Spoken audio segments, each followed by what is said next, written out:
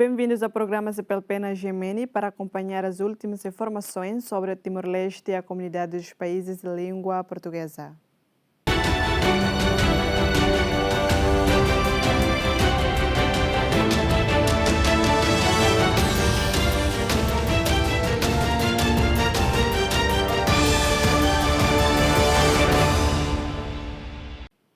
O presidente da Câmara de Comércio e Indústria de Timor-Leste defende a criação de uma estratégia nacional para impulsionar a economia verde e incentivar o investimento sustentável no país. Durante a sua participação no seminário sobre economia verde, realizado esta quinta-feira no Palácio Presidencial, o presidente da Câmara de Comércio e Indústria de Timor-Leste, Jorge Manuel de Aroso Serrano, afirmou que a economia verde representa uma oportunidade estratégica para o desenvolvimento da economia nacional. Por isso, apelou ao governo para que promova o investimento neste setor através da criação de linhas de crédito, incentivos fiscais e outros mecanismos de apoio às empresas. Aprecia a iniciativa do Seu Excelência o Presidente União, foi o tema da Antes de mais, gostaria de manifestar o meu apreço pela iniciativa de Sua Excelência, o Presidente da República, ao escolher este tema, aproveitando igualmente a realização da Maratona de Dili, um evento internacional. Esta é uma oportunidade para recomendarmos a criação de uma estratégia nacional para a economia verde. O governo deve também conceder incentivos fiscais aos investimentos sustentáveis, porque este tipo de investimento demora mais tempo a gerar retorno, necessita deste apoio. Nos financia startup, serviço e área economia verde.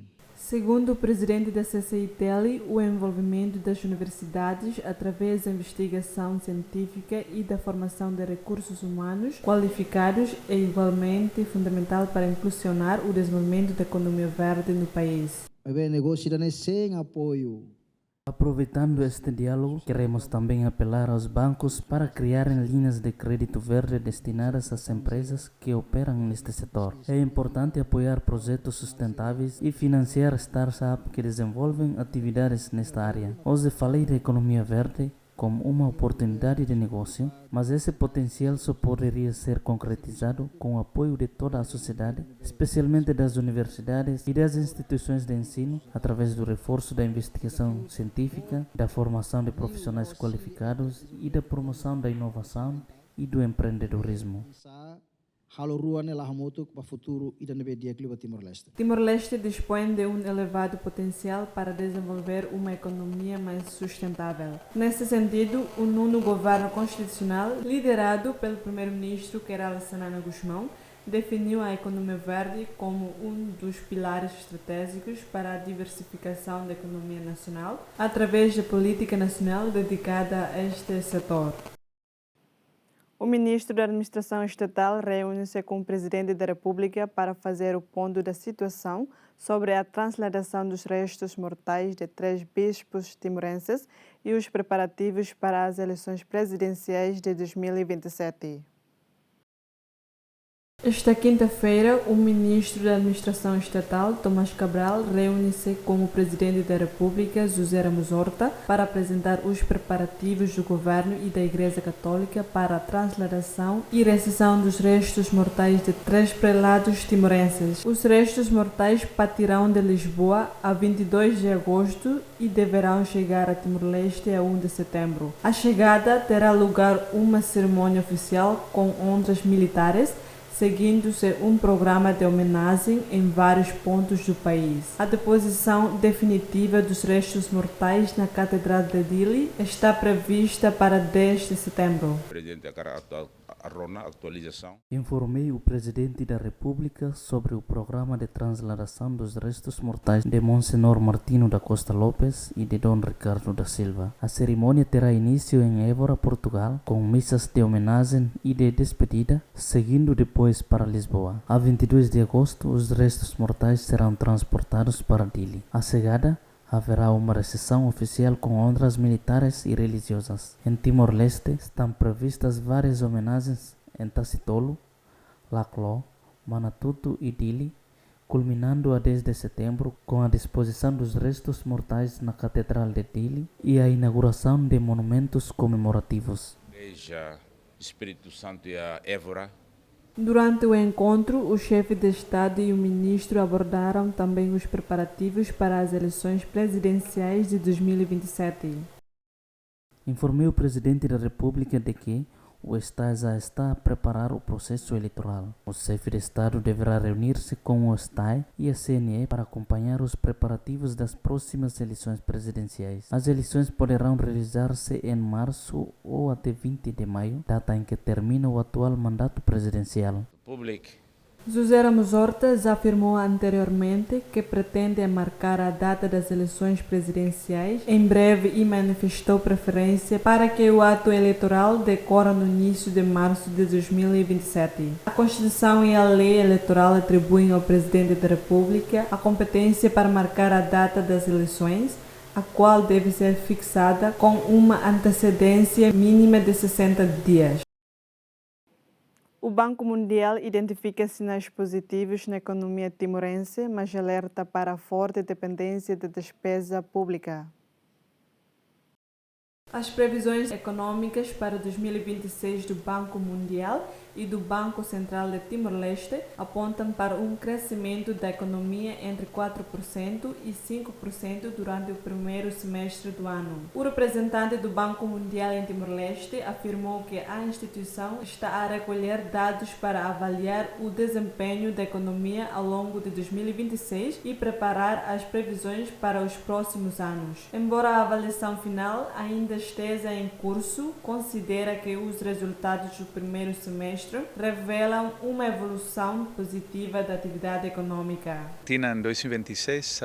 No primeiro semestre de 2022, já observamos alguns sinais positivos no desempenho da economia de Timor-Leste. O Banco Mundial está a recolher dados para avaliar o desempenho econômico ao longo de todo o ano e dentro de 1 ou 2 meses publicaremos um novo relatório econômico que incluirá previsões para 2027, 2028 e os anos seguintes. De um modo geral, os indicadores apontam para uma evolução positiva da economia.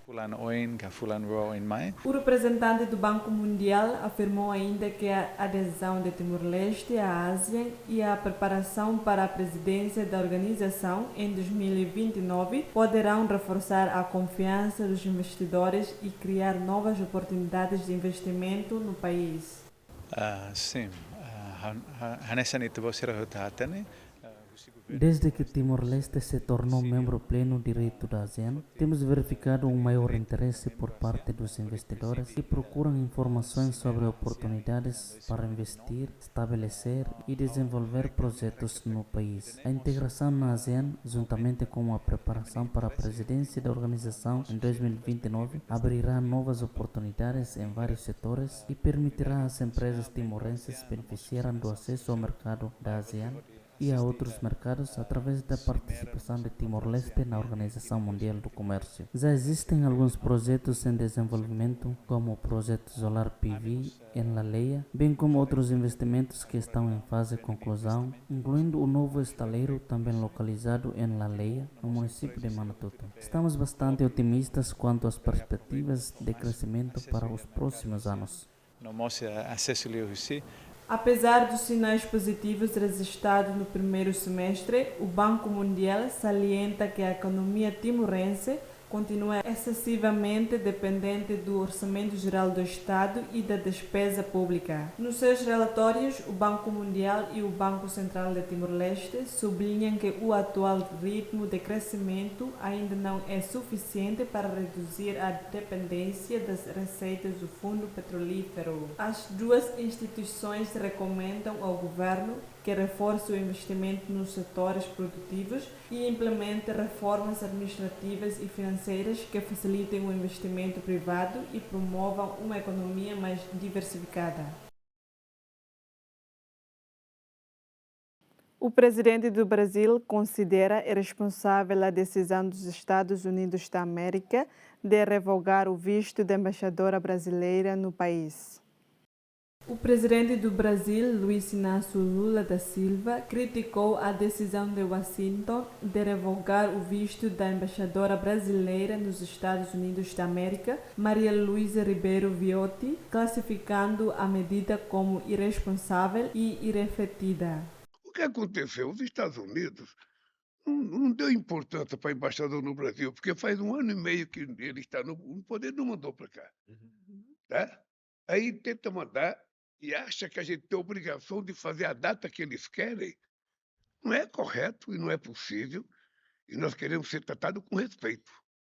Mas, pois bem, nós tomamos atitude, ele, então, tomará a atitude de caçar o visto da nossa embaixadora. Se ela sair para cá, ela vai ter que tirar visto outra vez. Sabe? Ele tomou essa atitude que eu acho uma atitude, sabe, irresponsável, Parece birra, né? impensada. Não dá para ninguém pensar que vai se intrometer de fora aqui para, sabe, disputar as eleições. Se eles quiserem fazer no outro país, que façam. Aqui no Brasil, não vão fazer. A semana passada eu liguei para o Xi Jinping para falar da necessidade do Conselho de Segurança se reunir. Ontem eu falei com o meu amigo Putin para ele se reunir. Vou falar com o Trump também. De que é preciso? São 5 pessoas, 5. Se reúnam, tomam café, uísque, vinho, qualquer coisa. Sabe? E se reúnam para decidir o que vai fazer com o mundo. Porque a guerra da Ucrânia, que era para acabar logo, já está há 5 anos. Os Estados Unidos matou o Khamenei achando que tinha ganho a guerra. A guerra mal tinha começado. Agora, todos nós somos vítimas do cerco do petróleo no Estreito de Hormuz. A administração do presidente norte-americano Donald Trump revogou na terça-feira o visto da embaixadora brasileira Maria Luísa Ribeiro Viotti, depois de o Brasil ter recusado conceder aprovação formal à nomeação da embaixadora indicada por Trump para chefiar a missão diplomática dos Estados Unidos da América em Brasília e de ter negado vistos a 2 diplomatas norte-americanos. Xanana convida estudantes jesuítas da Ásia-Pacífico a promoverem a paz e a reconciliação. O primeiro-ministro Kairala Sanana Guzmão apelou aos estudantes das universidades jesuítas da região da Ásia-Pacífico para que assumam uma liderança assente na responsabilidade moral, no diálogo e na solidariedade, contribuindo para a construção da paz nas suas comunidades e em todo o mundo. O chefe do governo fez este apelo ao intervir como orador principal na conferência subordinada ao tema Paz e Reconciliação, uma perspectiva da experiência de um país pós-conflito, integrada no programa da Association of Jesuit Colleges and Universities Asia Pacific 2026, que decorre em Dili. No seu discurso, Sanana Guzmão afirmou que os jovens das universidades jesuítas têm um papel fundamental na resposta aos desafios atuais, numa altura em que muitas sociedades da região enfrentam desigualdades, exclusão social e tensões. Defendeu ainda que a tradição jesuíta procura formar homens e mulheres aos serviços dos outros, encerrando a liderança como uma vocação moral e a paz como uma construção permanente. É também aqui que os jovens das universidades jesuítas têm um papel tão importante a desempenhar. Vocês, estudantes que participam no programa da AGCUAP, vêm dos diferentes países da região da Ásia-Pacífico e sabem que as vossas próprias sociedades enfrentam igualmente fenômenos de exclusão e tensão. A tradição jesuíta pela formação de homens e mulheres para e com os outros, pessoas que entendam a liderança como uma vocação moral e não apenas como uma posição de poder. Pessoas que valorizem o discernimento, o diálogo, o serviço e a solidariedade. Pessoas que vejam a paz não como algo que pode ser dado por garantido, mas como algo que tem de ser construído todos os dias. O primeiro-ministro manifestou também a esperança de que o programa permita aos participantes conhecer a experiência timorense na transformação de um passado marcado pelo conflito num processo de reconciliação e de construção da paz, levando essas aprendizagens para os seus próprios países e comunidades. Espero que, através deste programa de aprendizagem em serviço em Timor-Leste, descubram novos caminhos para construir a paz nas vossas próprias sociedades, em toda a nossa região e em todo o mundo. Em nome do governo de Timor-Leste, agradeço profundamente à Association of Jesuit Colleges and Universities Asia Pacific, ao Instituto de São José de Brito e a todos os presentes. Por sua vez, o reitor do Instituto de São João Brito afirmou que o programa assenta nos princípios da educação jesuíta, promovendo uma formação integral dos estudantes que que vai além do conhecimento acadêmico e privilegia o desenvolvimento do caráter, do espírito de serviço e da responsabilidade global. Segundo o responsável, o contato direto com a realidade timorense permitirá aos participantes refletir sobre o processo de paz, reconciliação e construção do Estado, reforçando o compromisso com uma liderança humanista. O nosso programa fundamenta-se diretamente nos valores da educação jesuíta, uma tradição que se preocupa fundamentalmente com a formação integral dos alunos. Não procuramos apenas mentes academicamente brilhantes, mas sim corações despertos e comprometidos com a cidadania global. Desafiamos estes jovens a ser homens e mulheres para e com os outros, capazes de quebrar barreiras geográficas e culturais para servir o bem comum. Para a pedagogia jesuíta, a experiência e a ação não bastam para si sós. É a reflexão profunda que transforma o que vivemos em verdadeiro conhecimento e sabedoria. O programa da Association of Jesuit Colleges and Universities Asia Pacific 2026, subordinado ao tema Paz e Reconciliação, uma perspectiva da experiência de um país pós-conflito, reúne estudantes e docentes da Indonésia, das Filipinas, do Japão, de Hong Kong e de Timor-Leste para uma experiência de aprendizagem centrada na paz, na liderança e na solidariedade, inspirada no percurso de reconciliação e de construção nacional de Timor-Leste. O saldo do fundo petrolífero aumentou 120 milhões de dólares no segundo trimestre deste ano, passando de 18,31 para 18,43 mil milhões de dólares.